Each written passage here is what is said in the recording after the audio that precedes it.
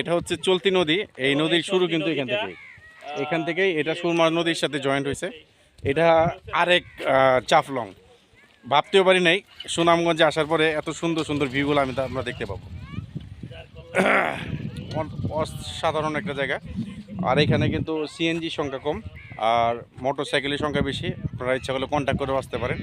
তারপর অটো আছে, CNG total মানে 4টা দেখলো শুনলাম আর কি, এখানে 4টা সিএনজি আছে।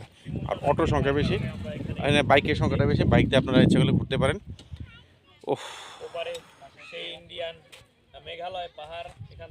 এখান থেকে কিন্তু মেঘালয় পাহাড়টা স্পষ্ট দেখা যাইতেছে, স্পষ্ট একেবারে। ঢেউ আসলে বিমোহিত করার মতো দৃশ্য। নদী, এই নদীটার নাম হচ্ছে চলতি নদী। দেখেন তো, এইটা দ্বিতীয় শুরু এখান থেকে পাহাড়ের পাদদেশ থেকে। এটা হচ্ছে দ্বিতীয় জাফলং নদীটা শুরু, এবং না সুরমা নদীর সাথে এটা গিয়া মিলছে না। এই নদীটা সুরমা নদীর সাথে মিলিত হয়েছে। এটা হচ্ছে কি নদী না কইলাম?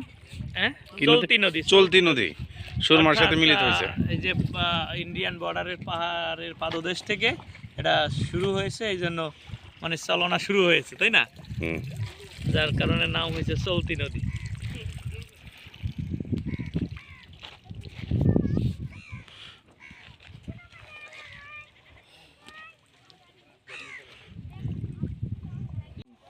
এইখানে কিন্তু জাফলং এর মতো পাহাড়ও তুল ওই সাইডে একদম ওই দিকটায় সেম জাফলং স্টাইলেরই, মানে ছোট জাফলং আর কি।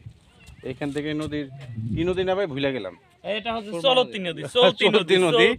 চলতি নদীর উৎপত্তি এখান থেকে না, চলতি নদী এটা সুরমার সাথে মিলিত হয়েছে। নদীটা এখান থেকেই শুরু হয়েছে, অর্থাৎ ইন্ডিয়ান ওই যে পাদদেশ থেকে। এইটাও কিন্তু সুনামগঞ্জে। তো খুব ভালো লাগতেছে জায়গাগুলো, এত সুন্দর সুন্দর জায়গা আগে কখনো ভাবিনি। তাই বলি ভ্রমণ করলে মন দেহ দুটোই ভালো থাকে, কাজের গতি বাড়ে। যতকাল আছি, মানে যতকাল বেঁচে আছি ততকালই মানে আনন্দ ইচ্ছে বাঁচতে চাই। টাকা পয়সা আসবে যাবে, কিন্তু এই সময় আর পাবো না। বুড়ো হয়ে গেলে লাঠি ভর দিয়ে হাঁটতে হইব। তো এখন সময় আছে, হাত পা ঠিক আছে, ভগবান ঠিক রাখছে। তো এখন আমরা ঘুরবই। এই যে দেখেন, আমি আপনাদের ঝুম করে দেখাইতেছি, ওই যে এক দাদা ভাইয়ের কি পাথর উঠেছে। এই পাথরের উপরেই কিন্তু তাদের জীবিকা নির্বাহ করে। আর এই দেখেন আর একটা ছোট দ্বীপ, এইখানেও কিন্তু অসংখ্য বাড়িঘর দেখা যেতেছে। দেখেন বাড়িঘর দেখা যেতেছে, এখানে কিন্তু তারা পাথরের উপরে নির্ভরশীল। তো এখান থেকে প্রচুর পরিমাণে পাথর উত্তোলন করা হয়।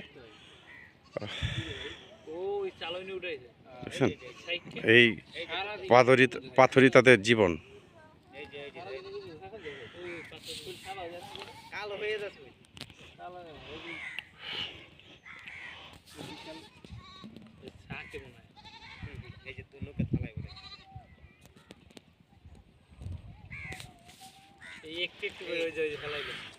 একটু করে পাথর উঠাইয়া হাতে করে আর বেকু দিয়ে উড়ে পারতো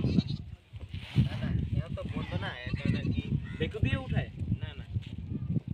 আমরা এখন নদী পার হবো। আরে নদীতে যাইয়া ছবি করব। এই সামনে আমাদের মোটরসাইকেল যাবে, আর ওই যে দেখেন বোট আসতেছে, ওই ছোট মিনি বোট, ওই বোটটাই আমরা পার হব। আমরা ওই বোটটা দিয়ে পার হব।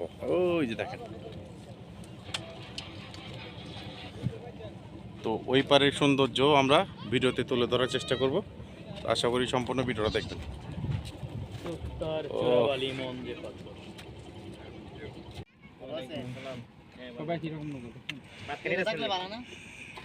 তবে সুন্দর নৌকা। আমরা তো জানি কুদরে নেই। না যেমন মানুষ গোসল করতে পারে, এনো থাকলে ভালো আর কি। না আমি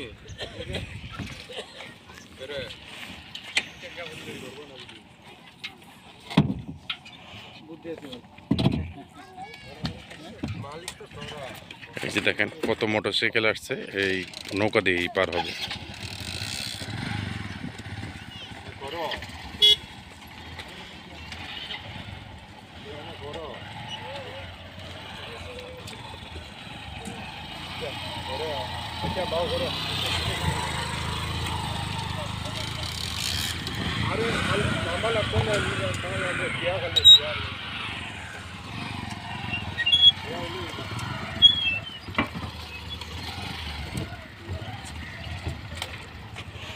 আমরাও হাঁটি হাঁটি পা করে নৌকাতে উঠলাম নাকি ভাই? এই নৌকার নাম কি?